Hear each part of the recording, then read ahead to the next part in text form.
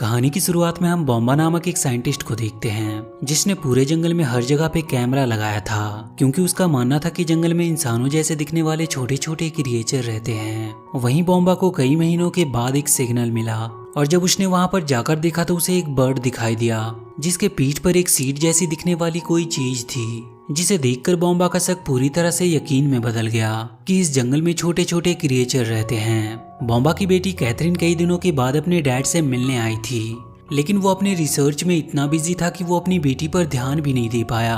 आखिरकार कैथरीन ने जब अपने डैड को आवाज दिया तो बॉम्बा उसे देखकर चौंक गया और उसे अपने गले से लगा लिया। उसके पास एक डॉग भी था जिसका नाम ओजी होता है, पर उसके सिर्फ 3 पैर और एक ही आंख थी, लेकिन फिर भी ओजी काफी तेजी से दौड़ लेता था। कैथरीन अपने डैड के साथ टाइम स्पेंड करना चाहती थी, लेकिन बॉम्बा अपने काम में इतना बिजी था कि वो कैथरीन को उसके कमरे में अकेला ही छोड़कर वहां से चला गया। रूम में अकेले आज वो अपनी मॉम को काफी मिस कर रही थी क्योंकि बहुत साल पहले ही उसकी मॉम की डेथ हो गई थी। इसके बाद हम उन छोटे छोटे क्रिएचर को देखते हैं जिनके बारे में बॉम्बा इतने सालों से रिसर्च कर रहा था। इन छोटे क्रिएचर का जंगल को हरा भरा और सुंदर बनाए रखने में काफी अहम भूमिका थी और इन छोटे क्रिएचर को लीफ मैन के नाम से जाना जाता था। वहीं हम लीफ मैन के कैप्टन रॉनिन को देखते हैं। वो जंगल की रानी तारा के पास गया और उन्हें बताया कि उनके दुश्मन बोगल्स की नजर उनकी सीमा पर है और वो उनके नए वारिस के चैन को रोकने के लिए कुछ भी कर सकते हैं, और इसीलिए वो आज रानी को कली चुनने के लिए जाने से मना कर रहा था। पर रानी ने उससे कहा कि कली चुनने के लिए मुझे जाना ही होगा क्योंकि ये शुभ घड़ी 100 सालों में एक ही बार आती है और अगर वारिस नहीं चुना गया तो जंगल की हिफाजत करने के लिए कोई भी नहीं बचेगा। पर रॉनिन लगातार रानी को खतरे का आभास करा रहा था। इस पर रानी मजाकिया भरे अंदाज में उससे कहती है कि आप जितना मुझे कमजोर समझते हैं मैं उतना हूँ नहीं। दरअसल रॉनिन और रानी तारा एक दूसरे से प्यार करते थे। वो दोनों जिस कली के चुनाव के बारे में बात कर रहे थे वही आने वाले दिनों में जंगल की हिफाजत करेगी। इसके बाद हम बोगल्स के इलाके को देखते हैं जो काफी सूखा और गंदा था क्योंकि बोगल्स को हरियाली पसंद नहीं थी और इसीलिए वो गंदी जगहों पे रहते थे। बोगल्स के लीडर का नाम मैंड्रिक था जिसके पास ऐसी शक्ति थी कि वो जिस भी हरे पौधे को छूता वो सूख जाता। मैंड्रिक रानी को मारकर पूरे जंगल की हरियाली को खत्म कर देना चाहता था ताकि वो पूरे जंगल में अपना हुकूमत कायम कर सके, और उसके लिए आज बहुत ही अच्छा मौका था क्योंकि रानी आज एक कली को अगली रानी के रूप में चुनने वाली थी। वहीं रॉनिन ने रानी की सेफ्टी के लिए बहुत सारे सैनिकों को इकट्ठा किया था। इसी बीच हम नॉड नाम के एक लड़के को देखते हैं जो लीफ मैन की नौकरी को छोड़ना चाहता था। दरअसल नॉड एक गैर जिम्मेदार और फ्री माइंड का लड़का था। वो रॉनिन के सबसे अच्छे दोस्त का बेटा था जिसकी मौत के बाद रॉनिन ने ही उसकी देखभाल की थी। नॉड अपनी जिम्मेदारियों को समझ नहीं सका और एक बर्ड पे बैठकर वहां से चला गया। इधर रानी भी कली चुनने के लिए निकल पड़ी। वहाँ के सभी लोग अपने रानी को देखकर काफी खुश हुए और अपनी होने वाली नई रानी को देखने के लिए एक्साइटेड भी थे। इधर बॉम्बा अपने मशीन सिग्नल को देखकर समझ गया कि जंगल में कुछ बड़ा होने वाला है, इसीलिए वो भी काफी एक्साइटेड था। वहीं बॉम्बा की बेटी कैथरीन उससे कहती है कि आपने अपनी पूरी जिंदगी इन्हीं क्रिएचर को ढूंढने में बिता दी जो कि असल में है भी नहीं, और मैंने भी अपना बचपन आपके बिना ही बिता दिया। वो उससे कहती है कि आप इन सब चीजों को छोड़ क्यों नहीं देते, लेकिन बॉम्बा पर उसकी बातों का जरा भी असर नहीं हुआ और वो अपना मशीन लेकर जंगल की ओर निकल गया। कैथरीन अपने डैड के इस बिहेवियर से काफी दुखी हुई और वहां से वापस जाने का डिसाइड कर लिया, लेकिन जैसे ही वो घर से बाहर निकली उसका डॉग ओजी किसी चीज को देखकर जंगल की ओर भागने लगा, तो कैथरीन भी उसे पकड़ने के लिए उसके पीछे पीछे जंगल में चली गई। इधर रानी तारा कली का चुनाव करने के लिए जंगल में पहुंच चुकी थी। वहीं पे एक सूरजमुखी की कली अपने मॉम से कह रही थी कि मैं भी रानी की तरह बनना चाहती हूँ। रानी वहाँ पे मोब नाम के 2 स्नेल से मिली जो कलियों की देखभाल किया करते थे और उनका भी ड्रीम था कि वो भी कभी लीफ मैन बन सके। वो दोनों स्नेल ने रानी को कलियां दिखाई ताकि रानी एक पावरफुल कली का चुनाव कर सके, और फाइनली रानी ने एक कली को चुना। पर तभी रॉनिन को वहाँ बोगल्स के होने का एहसास हुआ और वो उन बोगल्स पर हमला करके रानी को वहाँ से जाने को कहा, पर तभी कुछ बोगल्स ने रानी को घेर लिया। इस पर रानी अपने जादू से उन्हें पानी में गिरा दिया और उस कली को लेकर वहाँ से निकल गई। रास्ते में उसे रॉनिन मिला जो उसे लेकर वापस महल की ओर जाने लगा, लेकिन तभी वहाँ पर मैंड्रिक और उसका बेटा आ गया और उन्होंने उन दोनों पर हमला कर दिया। और इसी फाइट के बीच रॉनिन की एक तीर जाकर मैंड्रिक के बेटे को लगी, जिससे गुस्सा होकर मैंड्रिक उसके पीछे पड़ गया। इधर रानी को भी मैंड्रिक का एक तीर लग गया जिससे वो नीचे गिरने लगी। पर उसी जंगल में कैथरीन भी थी जिसने रानी को नीचे गिरते हुए देख लिया, और जैसे ही वो रानी को देखने के लिए उसके पास गई, रानी ने अपने जादू से कैथरीन को छोटा कर दिया और उसे वो कली देते हुए उसने कहा कि इसे ले जाकर निम्गलू के पास पहुंचा देना। कैथरीन को कुछ भी समझ नहीं आया कि उसके साथ ये हो क्या रहा है। और तभी वहाँ पर रॉनिन भी आ गया। रानी उससे कहती है कि जंगल अब तुम्हारे हाथ में है, और ये कहते हुए रानी की मौत हो गई। इसके बाद रॉनिन कैथरीन से पूछता है कि रानी ने इस कली को कहाँ पहुँचाने को कहा है। तो कैथरीन उसे बताती है कि रानी ने तो इसे नीम ग्लू के पास पहुँचाने को कहा था। वहीं वो स्नेल भी रॉनिन से कहते हैं कि हम भी तुम्हारे साथ ही चलेंगे, क्योंकि उनसे कली को हमेशा नमी मिलती रहेगी। रॉनिन कली के साथ उन स्नेल्स को भी लेकर नीम ग्लू के पास जाने के लिए निकल पड़ा। उधर नॉड ने एक रेस में पार्टिसिपेट किया और वहाँ पे उसने फ्रॉग बूफो के साथ एक डील किया कि वो रेस में हार जाएगा, लेकिन वो डील को तोड़कर उस रेस को जीत गया। इस बात से गुस्सा होकर बूफो उसे सांप के बिल में फेंकने का डिसाइड करता है, लेकिन तभी वहाँ पर रॉनिन आ गया और उसने नॉड को बचा लिया। इसके बाद उसने नॉड को बताया कि रानी नहीं रही, और उसने उसे ये भी बताया कि रानी ने मरने से पहले एक कली को चुन लिया था, जिसे अभी नीम ग्लू के पास ले जाना होगा। इधर बॉम्बा जंगल से जब वापस घर आया तो कैथरीन के वापस जाने का लेटर देखकर काफी दुखी हुआ। उधर रास्ते में बॉगल्स ने उन पर हमला कर दिया। उसी बीच नॉड और कैथरीन एक बिल में जा गिरे, जहाँ पर एक चूहे ने उन पर हमला कर दिया।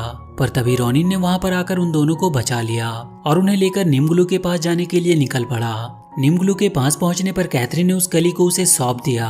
कली को लेकर नीम ग्लू उन्हें नीचे ले आया। वहाँ पर उसने सभी को बताया कि ये कली पूनम की रात में खिलेगी, और खुशकिस्मती से आज ही पूनम की रात होने वाली है, इसीलिए आज उन्हें अच्छे से इसकी देखभाल करनी होगी। ये बात सुनकर सभी लोग काफी खुश हुए और रात में चांद के निकलने का इंतजार करने लगे। वहीं रॉनिन ने नॉड को अच्छे से समझाया कि आज कुछ भी गड़बड़ नहीं होनी चाहिए, और कली पर नजर रखने के लिए कहते हुए रॉनिन वहाँ से चला गया। पर नॉड के पास जब कैथरीन आई तो वो रॉनिन की बातों को भूल गया और कैथरीन को लेकर जंगल की सैर कराने के लिए निकल पड़ा। उसने कैथरीन को एक बारहसिंगा के सिर पे बिठाकर पूरे जंगल की सैर करवाई। दरअसल नॉड अब कैथरीन को लाइक करने लगा था, और तब तक इधर कली को चुराने के लिए बॉगल्स ने वहाँ पर हमला कर दिया। वो दोनों स्नेल्स ने उस कली को बचाने की काफी कोशिश की, लेकिन मैंड्रिक कली के साथ साथ उन दोनों स्नेल्स को भी पकड़कर अपने साथ ही ले गया। नॉड जब वापस आया तो रॉनिन उस पर काफी गुस्सा हुआ और उसे काफी डांट लगाई। नॉड भले ही एक गैर जिम्मेदार लड़का था, लेकिन अब उसे अपनी गलती का एहसास हो चुका था और अब वो उस कली को वापस लाने का एक प्लान बनाता है। उसने रॉनिन को अपना प्लान बताया कि हम भेस बदलकर बॉगल्स के इलाके में जाएंगे और कली को वहां से लेकर वापस आ जाएंगे। इस पर रॉनिन कहता है कि इसके लिए हमें बॉगल्स की मास्क की जरूरत पड़ेगी। तो कैथरीन उन दोनों को लेकर अपने डैड के घर गई, जहाँ पर उन्हें बॉगल्स के मास्क मिल गए। और जैसे ही वो वहां से निकलने लगे, बॉम्बा का डॉग ओजी ने उन पर हमला कर दिया, और अब कैथरीन के डैड को भी उनके बारे में पता चल गया था और वो उन्हें अपने बनाए मशीन में कैद करने लगे। और इसी बीच कैथरीन ही बॉम्बा की मशीन में चली गई। उसने जब अपनी बेटी को इतने छोटे रूप में देखा तो काफी हैरान हुआ, जिसकी वजह से वो वहीं पर बेहोश हो गया। कैथरीन जब वहां से जाने लगी तो अपने डैड के नक्शे में उस स्थान पर एक पिन लगा दिया जहाँ पर वो छोटे क्रिएचर रहते हैं। अब वो तीनों भेष बदलकर बोगल्स के इलाके में घुस गए। रॉनिन उन दोनों से कली को ढूंढने का बोलकर खुद बोगल्स का सामना करने के लिए चला गया। नॉड और कैथरीन को बहुत जल्द ही वो कली मिल गई और वो दोनों स्नेल और कली को लेकर वहाँ से निकल गए। वहीं मैंड्रिक को जब उनके बारे में पता चला तो उसने उन पर हमला कर दिया। रॉनिन कैथरीन और नॉड को कली के साथ वहाँ से बाहर निकाल देता है, लेकिन वो खुद उन बोगल्स के बीच में फंस गया था। उसे बॉगल्स के बीच में फंसा देखकर नॉड वहां से जाना नहीं चाहता था, लेकिन कली की सेफ्टी के लिए उसे वहां से जाना पड़ा। कली को लेकर वो दोनों नीम ग्लू के पास चले आए। उसने उस कली को लेकर उस जगह पर रख दिया जहां पर चांद की रोशनी पड़ रही थी। रोशनी पड़ते ही वो कली खिलने लगी, लेकिन इससे पहले कि वो कली पूरी तरह से खिलती वहां पर बॉगल्स के चमगादड़ आ गए और उन्होंने उस कली पर पड़ रही चांद की रोशनी को ही ढक लिया। रोशनी ना पड़ने की वजह से कली मुरझाने लगी, और अगर वो कली पूरी तरह से मुरझा गई तो पूरा जंगल सूख जाएगा। ऐसा ना हो इसीलिए सभी लीफमैन उन चमगादड़ों को वहां से भगाने के लिए निकल पड़े। वहीं नॉड भी अब अपनी जिम्मेदारी समझने लगा था और वो भी बोगल से लड़ने के लिए निकल जाता है। अब लीफमैन और बोगल्स के बीच वहां पर एक जबरदस्त फाइट शुरू हो गई थी। इधर स्नेल से बात करते हुए कैथरीन को एक आइडिया आया और वो एक बर्ड पर बैठकर वहां से अपने डैड के पास जाने लगी। इधर बॉम्बा को जब होश आया तो वो काफी दुखी हुआ, क्योंकि उसे यकीन ही नहीं हो रहा था कि उसकी बेटी इतनी छोटी हो गई। उसे लगता है कि ये उसका कोई भ्रम था, इसीलिए अपने रिसर्च को बेकार समझकर वो अपने सारे कैमरा और मशीनों को तोड़ने लगा। इधर कैथरीन कैमरे के जरिए अपने डैड से कांटेक्ट करने की कोशिश कर रही थी, लेकिन बॉम्बा के मशीन बंद कर देने से उसका कांटेक्ट हो नहीं पाया। पर तभी बॉम्बा को उसके नक्शे पर कैथरीन का लगाया हुआ पिन दिखाई दिया। ये देखकर उसे समझ आ गया कि ये सब उसका कोई भ्रम नहीं था बल्कि हकीकत थी।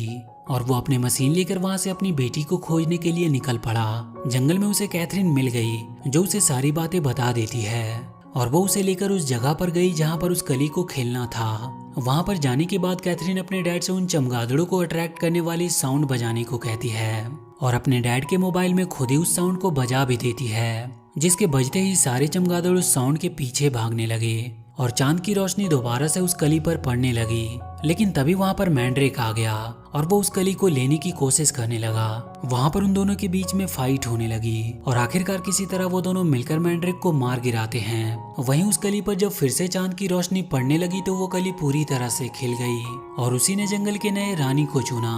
और वो रानी कोई और नहीं बल्कि वही सूरजमुखी की वो कली होती है जो शुरू में अपनी मॉम से रानी के जैसा बनने के लिए कह रही थी। सभी लोग अपने नई रानी को पाकर काफी खुश हुए और अपनी नई रानी का वेलकम करने लगे और अब कैथरीन का वहाँ से जाने का वक्त भी हो गया था। वो वहाँ के सभी लोगों से अलविदा लेकर वहाँ से चली गई। वापस आने के बाद कैथरीन अपने डैड से मिलकर काफी खुश थी और उसने अपने डैड से माफी भी मांगी क्योंकि उसने उनके रिसर्च को बेकार कहा था। वहीं मूवी के अंत में हम देखते हैं कि कैथरीन अपने डैड के साथ जंगल में ही रहने लगी और वो कैमरे के जरिए नॉट से बात भी किया करती थी। इसी के साथ ये मूवी यहीं पर खत्म हो जाती है। तो वीडियो अगर अच्छी लगी हो तो please do like and share this video and please subscribe to my channel and press that bell icon.